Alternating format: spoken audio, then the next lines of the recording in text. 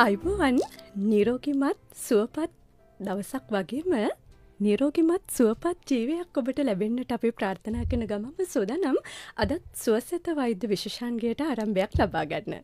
FM 91.7 FM 91.9 ජාතික ගුවන් විදුලි ඔබේ සුවතාවය වෙනුවෙන් වෙන් කරන ගුවන් කාලේ ඔබට පුළුවන් අපව සුසර කරමින් අපි වහන ගමන් සිංහල ස්වදේශීය සේවා Facebook පිටුව හරහා අපේ වැඩසටහන සජීවව නරඹන්න. හරි. එහෙමනම් මේ මතක් කිරීම එක්ක සූදානම් අද වැඩසටහනට ප්‍රවිෂ්ටයක් ලබා ගන්න මේ බ්‍රහස්පතින්දා සුවසෙත වෛද්‍ය විශේෂාංගය.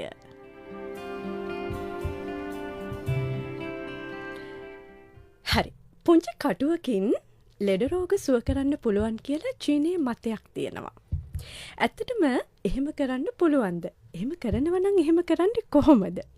ලෝකයේ පිළිගත් වෛද්‍ය විද්‍යාත්මක ක්‍රමවේදයක් පිළිබඳව අද ඔබව දැනුවත් කරන්නට සූදානම්. විශේෂයෙන්ම යුරෝපයේ විතරක් නෙමේ අද වෙනකොට ආසියාවේ ඉතා ප්‍රචලිත වෛද්‍ය ක්‍රමවේදයක් මේ චීන කටු වෛද්‍ය ක්‍රමය. දැන් චීනය විශේෂයෙන්ම මේ වෛද්‍ය ක්‍රමයට ප්‍රගමනයේ දායකත්වය ලබා දුන් නිසාම චීන කටු වෛද්‍ය ක්‍රමය කියනවා කියලාත් සඳහන් වෙනවා. කොහොම වුණත් මේ පිළිබඳව විවිධ මතයන් තියෙනවා. ලංකාවේ නම් බලංගොඩ මානවයාගෙන් ආරම්භ වුණා කියලාත් මතයක් තියෙනවා.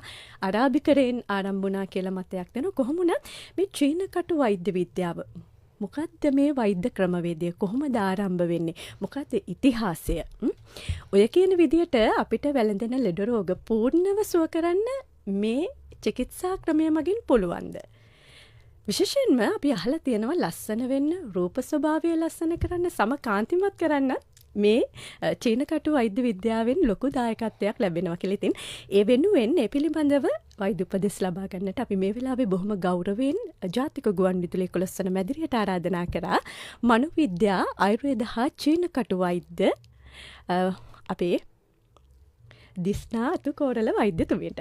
අයිබෝන් වෛද්‍යතුමියනි සුබ දහවලක් ඔබතුමියට. හරි.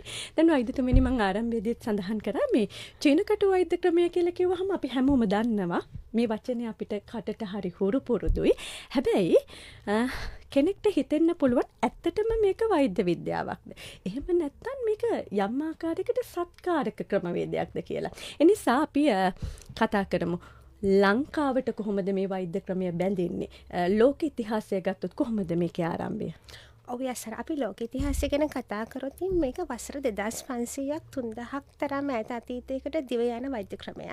ඇත්තටම මේක චීනයේ තමයි යුරෝප් කියන්නේ පැතිරෙන්න පටන් ගත්තේ. ඊට පස්සේ සේදමාවත හරහා ඊට පස්සේ සංක්‍රමණයත් එක්ක තමයි ආසියාවට එහෙම අපේ ලංකාවටත් ඒක ආවේ.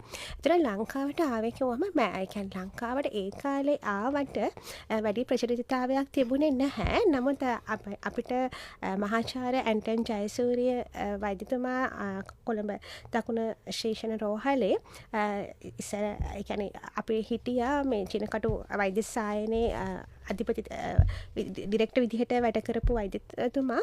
ඉතින් ඒ වෛද්‍යතුමා හරහා තමයි අපිට ලංකාවේ නැවතත් මේ චීනකටු චිකිත්සාව කියන එක ප්‍රචලිත වෙන්න පටන් ගත්තේ. ඉතින් ඇත්තටම ඒ ගැන කතා කරොත් එහෙම දවසකට ඒ කියන්නේ ලෙඩ 600ක් විතර වගේ උදේ වරුවට විතරක් අපේ කලබෝල දකුණු කොළඹ විශේෂණ රෝහලට චිකිත්සා සඳහා පැමිණෙනවා. ඉතින් මේක ඉතිහාසය ගැන කතා කරොත් අපි දැන් දන්නවා මේක පටන් ගත්තේ ඒ කියන්නේ යුද්ධේ තියෙන කාලෙදී අර එක්ක සොල්දාදුවෙක්ගේ තිබුණා හිසේ කැක්කුමක්. ඉතින් ඒ සොල්දාදුවට ඉතාලයක් වැදිලා තියෙනවා මෙතන හර්ගු කියන අතේ යම්කිසි ඉලස්ථානයක. ඒ හර්ගු කියන ඉලස්ථානයේට ඉතාලියේ වැදුනට පස්සේ අර සොල්දාදුවගේ තිබුණ අර හිසේ තිබුණ හිස රද ගතිය ඒ ඔක්කොම නැති වෙලා ගිහින් තිබුණා. ඊට පස්සේ තමයි මේක හොයන්න පටන් ගත්තේ මොකක්ද මේකේ රහස කියන එක. ඉතින් ඒ හරහා තමයි මේ චීනකටු වෛද්‍ය ක්‍රමය කියන එක ඉදිරියටත් ගෙන ගියේ. නමුත් මේක දැන් අර යසරවා කිව්වනේ මේක වෛද්‍ය ක්‍රමයක්ද නැත්නම් මේක විකල්ප ක්‍රමයක්ද කියන එක. ලංකාවේ තාම වෛද්‍ය සභාවක් නැහැ. ලංකාවේ තියෙන ආයුර්වේද සහ බටහිර වෛද්‍ය සභාව විතරයි සහ හෝමියෝපති වෛද්‍ය සභාව. ඉතින් ලංකාවේ දැනට ඒ කියන්නේ වෛද්‍යවරයෙක් විදිහට ඒ කියන්නේ ආයුර්වේද වෛද්‍ය සභාවේ හෝ මෙතන බටහිර වෛද්‍ය සභාවේ හෝ හෝමියෝපති වෛද්‍ය සභාවේ ලියාපදිංචි වෛද්‍යවරයෙකුට පමණයි මේ චීන කටු වෛද්‍ය ක්‍රමය පාවිච්චි කරන්න පුළුවන්. එහෙම නැත්තම් ඉගෙනගෙන තියෙනවා නම් එයාලට චීන කටු චිකිත්සකවරයෙක් විදිහට ඉන්න පුළුවන්. නමුත් වෛද්‍යවරයෙක් වෙන්නේ නැහැ. චීන කටු වෛද්‍යවරයෙක් විදිහට නම් අර අනිවාර්යයෙන්ම අර වෛද්‍ය සභාව 3 ලියාපදිංචි ගන්න ඕනේ.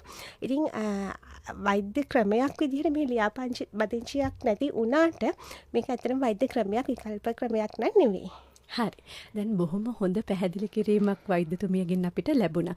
වෛද්‍යතුමියනි දැන් අපි අහලා තියෙනවා මේ චිකිත්සා ක්‍රමය හරහා විශේෂයෙන්ම අභ්‍යන්තර ඖෂධ ගැනීමකින් තොරව, බාහිර ආලේපනයකින් තොරව ලෙඩ රෝග සුව කිරීමට හැකියාවක් තියෙනවා කියලා.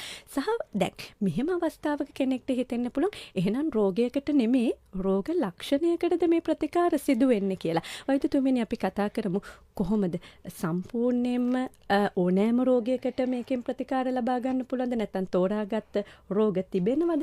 කොහොමද මේ සම්බන්ධව? සර දැන් මෙහෙම රෝග ලක්ෂණයකට නෙවෙයි. ඔව් කියන්නේ ඕනම රෝගයකට සුව කිරීමේ හැකියාවක් තියෙනවා. එතකොට මේ අපි හිතමු අපේ මොන හරි තිබුණ කොන්ද කැක්කමක් කියලා. අපි ඒ කොන්ද කැක්කමට ප්‍රතිකාර කරනකොට ශරීරයේ මොන හරි ප්‍රතිශක්තිකරණ පද්ධතියේ මොකක් හරි ගැටලුකාරී තත්ත්වයක් තියෙනවා නම් එහෙම නැත්නම් හිස රද ඒ වගේ යම් කුඩා රෝග ලක්ෂණ තියෙනවා නම් ඒවත් ඉබේ සුව වීමේ හැකියාවක් මේ චීනකට වෛද්‍ය ක්‍රමයේ තියෙනවා. ඉතින් ඒක නිසා මේක ප්‍රධාන රෝගයකට අපි ප්‍රතිකාර කර චිකිත්සා ක්‍රියාවලිය කරනකොට අපේ ඇඟේ තියෙන අපි නොදන්න අනෙකුත් කුඩා ප්‍රමාණයේ තියෙන රෝග ලක්ෂණ පවා ඉවත් වීමේ හැකියාවක් තියෙනවා. දැන් අර ඇත්තටම ඔබ සඳහන් කළා බෙහෙත් වර්ග පානය කරන්නේ නැතුව පිටතින් කටුවක් මගින් මේක කරන්න පුළුවන්ද කියලා. ඔව් කරන්න පුළුවන්. මොකද අපේ මේ ශරීරය ගත්තාම නිලස්ථාන 360කට අධික ප්‍රමාණයක් තියෙනවා. එතන මේ හැම නිලස්ථානයකින්ම අපේ ශරීරයේ යම්කිසි අවයවයක් එහෙම ඒ වගේ දෙයක් තමයි පෙන්වන්නේ. ඉතින් අපි ඒ අදාළ නිලස්ථානයේ උත්තේජනය කරාම ඒ ශරීරයේ තියෙන ඒ අවයවයට මොන හරි රෝගී තත්ත්වයක් තියෙනවා නම් අපිට ඒක නැති කිරීමේ හැකියාවක් තියෙනවා. ගොඩක් වෙලාවට අපි දැන් වේදනා කැක්කුම් ගැන කතා කරොත් වේදනා කැක්කුම් නම් දවසින් වගේ සුව කිරීමේ හැකියාවක් තියෙනවා. දැන් අපි ගොඩක් වෙලාවට ආලේප වර්ගවල තමයි ගොඩක් වෙලාවට පාවිච්චි කරන්නේ. නමුත් චීන කට ප්‍රතිකාරය මගින් ඒ තියෙන හිසේ කැක්කුමක් එහෙම නැත්නම් කොන්ද කැක්කුමක් කකුල් දන හිස් වේදනාවක් ඒ වගේ තත්ත්වයක් හරි ඉක්මනින් අඩු කර ගැනීමේ හැකියාවක් තියෙනවා. ඒ වගේම තමයි රෝග ගැන කතා කරොත් එහෙම පිළිකා වගේ රෝග තත්ත්වයන් ඇරෙන්න අනෙකුත් රෝග තත්ත්වයන් සුව කිරීමේ හැකියාව 100%ක්ම තියෙනවා. හැබැයි මෙහෙම දෙයක් තියෙනවා. දැන් අපි බෙහෙත් පෙත්තක් බොනකොට දවස ගාන බෙහෙත් බොන්න ඕනේ. එතකොට ඉතින් ඉක්මනට අඩු කර ගැනීමේ හැකියාවක් තියෙනවා. නමුත් චීන කඩු ප්‍රතිකාරය අපි අභ්‍යන්තරයේ බෙහෙත් මුකුත් ගන්නෙ නැති නිසා යම්කිසි කාල පරිච්ඡේදයක් යන්න වෙන.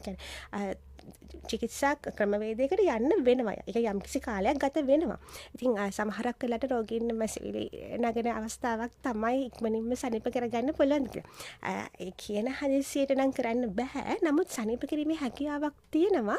ඒ කියන්නේ කිසිම අභ්‍යන්තර අපිට බෙහෙතක් ගන්න නැතුව බාහිරව අපි කරන නිලස්ථාන උත්තේජනය මගින්. ඉතින් මේ නිලස්ථාන උත්තේජනය ගැන කතා කරනකොට යසාර අපි හිතනවා මේක දැන් කටු ගහනවා. එතකොට අපි දන්නේ අපිට එන්නත් විදින ඒ කටුව තමයි. එතකොට ඒ වගේද එහෙම නැත්නම් මේක අයින් කරනකොට ලේනවද දන්නේ නැහැ. ඒ වගේ ගැටලුකාරී ගොඩාක් තියෙනවා.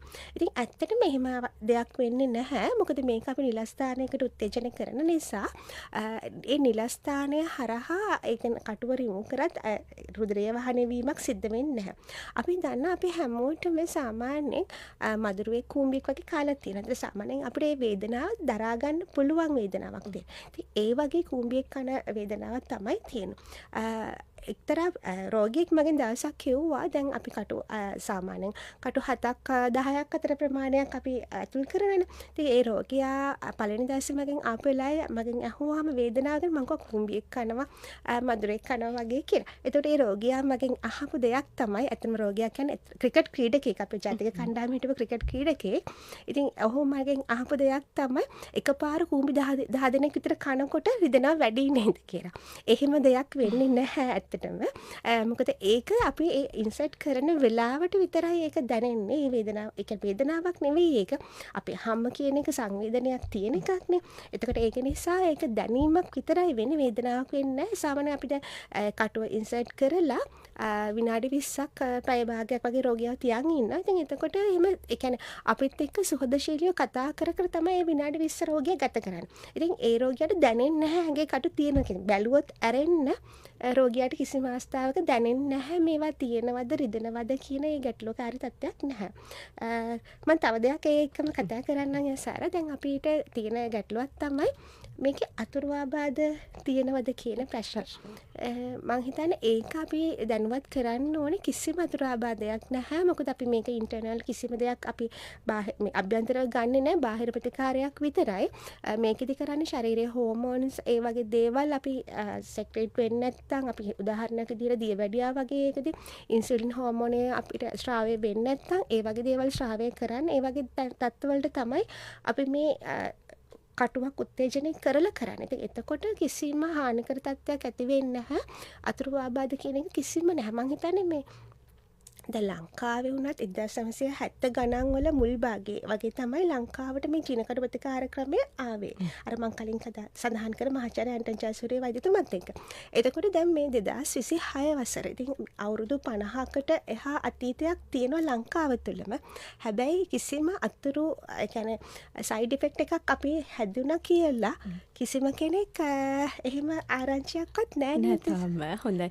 අර වෛද්‍යතුමිය සඳහන් කර විදියටම මේ අපි ගොඩක් වෙලාවට මේ ක්‍රමය හරහා ප්‍රතිකාර ලබා ගන්න කැමති වුණත් අපි හැමෝටම ඒක පිළිබඳව තියෙනවා අනිසි බියක්. අර නිලයක් තෙරපමින් කටුවක් ඇතුල් කරනවා කියලා හිතුවහම සාමාන්‍යයෙන් කටුවක් ඇනුනත් අපිට වේදනයිනේ. මං හිතන්නේ එහෙම බියකින් ඔබ හිටියනම් මේ වෙලාවේ අපිව අහගෙන ඉන්නවනම් ඔබට ඒ සම්බන්ධව බියක් ඇති කරගන්නට අවශ්‍ය නැහැ. ඔබට පුළුවන් මේ ක්‍රමය හරහා මේ ඔබට තිබෙන රෝග සම්බන්ධයෙන් ප්‍රතිකාර ලබා ගන්න. වෛද්‍යතුමිය ඒ පිළිබඳවත් හොඳ අවබෝධයක් පැහැදිලි කිරීමක් ලබා දුන්නා. ඒ වගේම තමයි වෛද්‍යතුමිනේ දැන් පුංචි දරුවෙක් අපි ලෙඩක් හැදුනහම වෛද්‍යවරයෙක් ළඟට ගෙනහම මේ නිරීක්ෂණ පරීක්ෂණ සඳහා යොමු කරනවා. හැබැයි අර වැඩිහිටියෙකුට වඩා වෙනස් ඒ දරුවාට ප්‍රතිකාර ක්‍රමන විදිය. දැන් මේ ප්‍රතිකාර ක්‍රමය තුලත් යම් ආකාරයකට ප්‍රතිකාර ලබා ගන්න වයස් සීමාවක් වයස් භේදයක් තියෙනවද? අපි කුඩා දරුවන්ට ප්‍රතිකාර කරනවා යසාර. අපි ගත්තොත් එහෙම සාමාන්‍යයෙන් මාස 3ට වඩා අඩු දරුවන් ඇරෙන්න අනිත් දරුවන්ට අපිට ප්‍රතිකාර කිරීමේ හැකියාවක් තියෙනවා. මාස 3 දරුවන්ටත් අපි නිල කියලා කටු ප්‍රතිකාරය කරන්නේ නැතුව අපිට නිල වෙනත් ක්‍රමයකින් උත්තේජන කිරීමේ හැකියාවක් තියෙනවා. අපි ළඟ උපකරණ තියෙනවා. ඒතර ඒ වෛද්‍ය උපකරණ හරහා අපිට කිරීමේ හැකියාවක් තියෙනවා. නමුත් කටු උත්තේජනය කරනවා නම් මාස 3ට වඩා වැඩි දරුවන්ගේ අපිට කරන්න පුළුවන්. ගොඩක් වෙලාවට දැන් දරුවෝ කියවම කියන්නේ දෙමාපිය හිතනවා කොහොමද කටු ගහලා දරුවන්ට තියලා තියෙන්නේ කියලා. නැහැ. ඇත්තටම අපේ සායන වලට එන කුඩා දරුවෝ හරි ලස්සනට අපිත් එක්ක කතා කර කර එහෙම හරි පිළිසඳරක ඉන්නකොට එයාලා දන්නේ නැහැ මොකද වෙන්නේ කියලා. ඉතින් ඒගොල්ලෝ කුඩා ප්‍රශ්නත් අපෙන් අහනවා. ඉතින් මං හිතන්නේ ඒගොල්ලන්ට අර අම්මලාට දැන් ගෙදර ගිහිල්ලා බෙහෙත් පොවන්න තියෙන කරදරකාරී ඒ තත්ත්වයක් මං හිතන්නේ මගහැරලා යනවා මේ ජීනකඩ ප්‍රතිකාරය කරනකොට. මොකද අපි දන්නවා ඒ කියන්නේ දරුවව මේ මොහොතේ කොහොමද හැඩගස්සවන්න ඕනේ කියන එක. ඉතින් ඒක නිසා වයස් සීමාවක් නැහැ. එක් කුඩා කටුවකට බොහෝ රෝගාබාධ රාශියක් සුව කළ හැකි. මේක තමයි ජීනය විශ්වාස කරන මතය. ඉතින් අද වෙනකොට බොහෝ ප්‍රචලිත ලංකාවෙත් බොහොම ප්‍රචලිත වෛද්‍ය ක්‍රමයක් වන චීන කටු වෛද්‍ය විද්‍යාව සම්බන්ධයෙන් තමයි අපි ඔබව දැනුවත් කරමින් සිටින්නේ. දැන් වෛද්‍යතුමියනි ආතරයිටිස් සන්ධි වේදනාව ගත්තොත් ගොඩාක් වෙලාවට මව්වරුන් අතර මැසිවිලි රගන රෝගී තත්ත්වයක්. සාමාන්‍යයෙන් කාන්තාවන්ට නම් සන්ධි වේදනාව බහුලව තිබෙනවා. හරි වේදනාකාරී. දැන් මේ වෛද්‍ය ක්‍රමය හරහා මෙවැනි රෝගී තත්ත්වයන් වලට කොහොමද තිබෙන ප්‍රතිකාර? අනිවාර්යයෙන්ම දැන් කාන්තාවන් ගත්තාම සාමාන්‍ය පුරුෂ පාර්ශවයට වඩා ඒගොල්ලෝ ටිකක් කාර්ය බහුලයි, කඩිසරයි. ඉතින් එතකොට අවුරුදු 40 විතර වගේ පසු වෙනකොට ඒගොල්ලන්ට සාමාන්‍යයෙන් කැක්කුම් වේදනා වැඩි වෙනවා. ඉතින් ඒ වගේම තමයි අර කාන්තාව විශේෂයෙන් කතා කරාම ඒගොල්ලන්ගේ මාසික ඔසප් චක්‍රය නතර වීමක් සිදු වෙනවා අවුරුදු 45න් 50න් පස්සේ. එතකොටත් එන හෝමෝන් ක්‍රියාවලියේ වෙනස්කම් නිසා මේ වගේ තත්ත්වයන් නැති වෙන්න පුළුවන්. ඉතින් ඇත්තටම මේ වගේ තත්ත්වයන් වලට ඉක්මනින් ප්‍රතිකාර ප්‍රතිකාර සඳහා යොමු වෙනවා. දැන් සමහරක් වෙලාවට කමක් නැහැ මේකට ටික දවසක් අපි බලමු කියලා ඉන්නේ නැතුව ඒ වේදනාවක් එක්කම එන මුල් අවස්ථාවේම චීනකට ප්‍රතිකාර සඳහා යොමු වෙනවා නම් මං හිතන්නේ ඉක්මනින්ම අඩු කර ගැනීමේ හැකියාවක් තියෙනවා ඒක. ඒ කියන්නේ ගොඩක් වෙලාවට දවස් 2-3ක් ඇතුළත අපිට නිට්ටාවට සුව කර ගැනීමේ හැකියාවක් තියෙනවා. ඒ වගේම තමයි දැන් මෙවැනි සන්ධි රෝග වගේ ගත්තහම ගොඩක් වෙලාවට අර වයස අවුරුදු 50 සීමාව ඉක්මුවට පස්සේනේ ගොඩක් වෙලාවට මේකේ හැදෙන ප්‍රවණතාවය වැඩි. හැබැයි දැන් එහෙම පිරිසක් ගත්තහම වෛද්‍යතුමිනේ ගොඩක් වෙලාවට අර දියවැඩියාව, කොලෙස්ටරෝල්, එහෙමත් නැත්නම් අධිරුධිර පීඩනය, හෘදයාබාධ තත්ත්වයන් මේ වගේ රෝගී තත්ත්වනට මුල පුරන කාලය. දැන් එහෙම තත්ත්වයක කෙනෙක් බෝ නොවන රෝගයක ඉන්නවා නම් එහෙම කෙනෙක් මේ ප්‍රතිකර්මය හරහා ප්‍රතිකර්ම ලබා ගැනීමේදී කෙනෙක්ට හිතෙන්න පුළුවන් අතුරුආබාධ තත්ත්වයන් නැති වෙන්න පුළුවන්ද කියලා. නෑ එහෙම කිසිම අතුරුආබාධයක් අර මම කලින් සඳහන් කරා වගේ ඇති වෙන්නේ නැහැ. එතකොට අපිට කිව්වොත් අපි දන්න ප්‍රචලිතම අපේ බෝ නොවන රෝග වර්ග හෘදයාබාධ, දියවැඩියාව, කොලෙස්ටරෝල් ඒ වගේ තත්ත්වයන් නිට්ටාවටම සුව කර ගැනීම හැකියාවක් තියෙනවා. හැබැයි මුල් අවස්ථාවේ එනවනම් මම හිතන්නේ වෛද්‍යවරයාට හරි පහසුයි. ඒක මොකද අපි ටිකක් කාලාන්තරයක් ගියාම පස්සේ නිදන්ගත වුණාම පස්සේ ඒක හසුව කිරීමේ හැකියාව අඩුයි. ඒ කියන්නේ අඩු කියන්නේ කාලය ටිකක් අපිට යනවා. ඒක නිසා අපිට මුල් අවස්ථාවේදීම එනවනම් බෙහෙත් වලට යන්නේ නැතුව අපිට පුළුවන් මේක සනීප කර ගැනීම හැකියාව. ඉතින් ඇත්තටම මේ ගත්තාම මේ බෝ නොවන රෝග ගැන කතා කරා. දැන් ඔයා කිව්වා මේ හැදුනට පස්සේද කියලා. අපිට පුළුවන් හැදෙන්න කලිනුත්. ඒ කියන්නේ දැන් දියවැඩියාවක් හැදීමට එහෙම නැත්නම් කොලෙස්ටරෝල් වගේ තත්ත්වයක් ඒවි කියලා අපිට හිතෙනවා නම් සමාන පරම්පරාවේ ගොඩක් වෙලාවට තියෙනවා නම් හිස්ටරි එක අපිට පුළුවන් කලින් ඒ සඳහා ප්‍රතිකාර ගන්න. එතකොට යම් කිසි කාල සීමාවක් එහෙම අරගෙන තිබ්බොත් අර හැදෙන්න තියෙන තත්ත්වයක් අපිට වළක්වාලීමේ හැකියාවක් තියෙනවා. දැන් ගොඩක් වෙලාට ගත්තොත් එහෙම ප්‍රතිශක්තිකරණ පද්ධතියේ කියන්නේ හීනතාවයක් උණතාවයක් නිසා හැදෙන අපේ සසනාබාධ එහෙම වළක්වාලීමේ හැකියාව පෙර අපි ප්‍රතිකාර වලින් අපිට කරගැනීමේ හැකියාවක් තියෙනවා. ඉතින් අර අතරම කොරෝනා කාලේ පවා අපි ඒ වගේ ප්‍රතිකාර කළා රෝගීන්ට මේ ඒ ප්‍රතිශක්තිකරණ පද්ධතිය ඒගොල්ලන්ගේ නගා සිටවන්න. ඉතින් මේක රෝග වලටම ප්‍රතිකාර කරන වෛද්‍ය ක්‍රමයක් නෙවෙයි වසහලා. මේක අපේ රූපලාවන්‍ය පැත්තටත් විශේෂයෙන් අනිවාර්යයෙන්. මම ඊළඟට දැන් එන්න හිටපු ප්‍රශ්නය දැන් වෛද්‍යතුමියනි ගොඩක් වෙලාවට චීන කාන්තාවන් රජ පෙළපත් වල අය එතකොට ඉහළ පැලැන්තියේ බොහෝ දෙනෙක් ඒ කාලේ මේ ලෙඩ රෝග සුව කරගත්තේ මේ ක්‍රමවේදය හරහා කියලා අපි අහලා තිනවා. විශේෂයෙන්ම රූපය ලස්සන කරගන්න රූපලාවන්‍ය කටයුතු වලට මේ ක්‍රමවේදය අති සාර්ථක ක්‍රමවේදයක් කියලා තමයි අපි අහලා තියෙන්නේ. කොහොමද රූපලාවන්‍ය පැත්තෙන් මේ ක්‍රමවේදය හරහා අපිට ලබා ගන්න පුළුවන්? රූපලාවන්‍ය කියලා ගත්තොත් ඇසාර අපි දන්නවා අපේ පංච කල්යාණීය හිසකේස් එතකොට හැම ඒ වගේ විශේෂයෙන්ම ඒ දෙක තමයි බාහිරව අපිට පේන්නේ. එතකොට මේ මාංශ කල්යාණියත් ඒ වගේම තමයි. එතකොට අපේ හිසකේස් යනවා නම් එහෙම නැත්නම් අකලට හිසකේස් සුදු වෙනවා නම් උදුගොව කනවා නම් ඒ වගේ හිසකේස් වල තියෙන ආබාධ තත්ත්ව තියෙනවා නම් ඒවට ප්‍රතිකාර කර ගැනීම හැකියාවක් තියෙනවා. හරි ඉක්මනින් ඒක නම් නවත්තා ගැනීම හැකියාවක් තියෙනවා. ඒ වගේම තමයි අපේ කිව්වා අපේ හැම ලස්සන කරකට දැන් මූණේ ටිකක් වයස්ගත පෙනුමක් එනවා නම් රැලි වැටෙනවා වගේ තියෙනවා නම් ඒ තත්ත්වයන් මගහරවා ගැනීමටත් මේ චීන කටු ප්‍රතිකාර ක්‍රමය අපිට භාවිත කරන්න පුළුවන්. ඒ වගේම තමයි අපි ගත්තොත් එහෙම දැන් ඔය මාංශ කල්යාණය ගැන කතා කරොත් අපි දන්නවා සමහරක් වෙලාවට අපි නිතරම අර කාර්යාලවල වැඩ කරන කාන්තාවන්ට ඉඳගෙන ඉන්න නිසාම මං හිතන්නේ ලොකු බඩක් එනවා සමහරට. ඒක කාන්තාව පිරිමි පාර්ශ්ව දෙකටම තියෙන දෙයක්.